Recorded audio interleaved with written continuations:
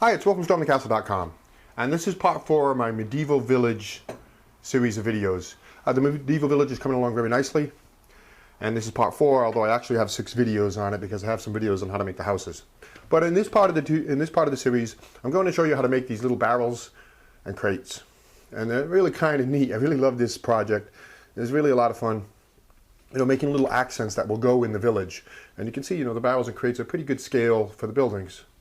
And I'll take you through the whole process, starting with how to sculpt them. See, I've got the sculpted models here that I made, barrel and the crate. And then how to cast them, how to make these rubber molds and cast the plastic in it so you come up with, models. And then how to paint them real quick. So take them from start to finish, everything, and how to make little miniatures like this. It's a cool process, a lot of fun. And you can do all kinds of stuff, you can do all kinds of little accents that go along with dioramas or any projects that you're making. You can even cast miniature figures, which I do have tutorials on how to cast miniature dwarf, miniature lizards, miniature, figures and stuff like that. Miniature treasure chests, all kinds of stuff. So let's launch into the tutorial on how to sculpt and cast miniature crates and barrels.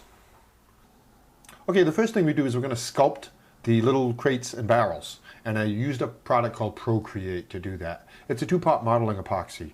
You take equal parts, there's different types, take equal parts and you just mix them together. And then with this, you've got about 2 hours before it's hard, like stone. So that's what this stuff is made for. You can sculpt with it for a while and then it hardens.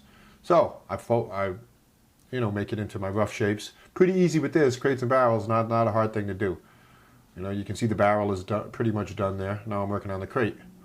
Improvise whatever you need to do.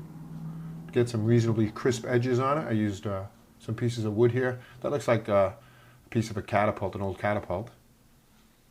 Now we put in some detail work, and I'm using an X-Acto knife to make the grain of the wood. See, the barrel and the crate are both, planks of wood, so I'm putting the planks in, and I'm also putting in the grains of wood.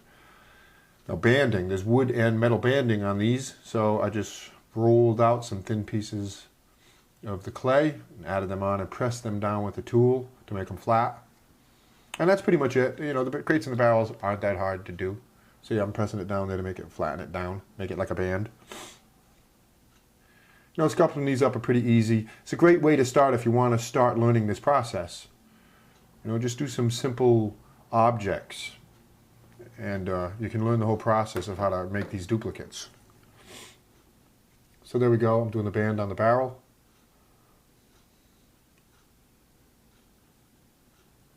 Now these are ready to go. So texture, look good. Now we can make copies, and here's how we do it. First we make a rubber mold. I've glued these both down to the glass with hot glue gun. And now I'm using just paper towel tubes here, and I'm gluing that down and sealing all the way around it. We don't want the rubber to leak out. Now I'm using something called Umu rubber. It's you can use actually a latex rubber like this that you can buy. It's inexpensive, and you brush it on in layers. But I'm using Umu rubber. It's 2 parts. You mix the 2 parts together, and then you've got a curing time. So mix 2 equal parts together. Mix it up nicely. Takes about 6 hours to cure. And then pour it in the mold. Nice, high, and thin. You want it to get in all the little cracks and crevices of everything. You don't want any bubbles or any deformations. And one of the ways to do that, to make sure you get all the bubbles out of it, is once it's poured, is you wrap on the table.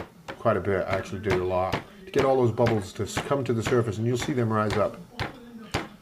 So 6 hours later, the rubber is hardened. We can remove them, separate the hot glue, get it off the table.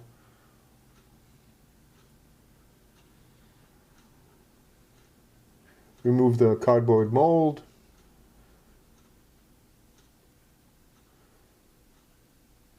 And there we go, we've got our rubber mold.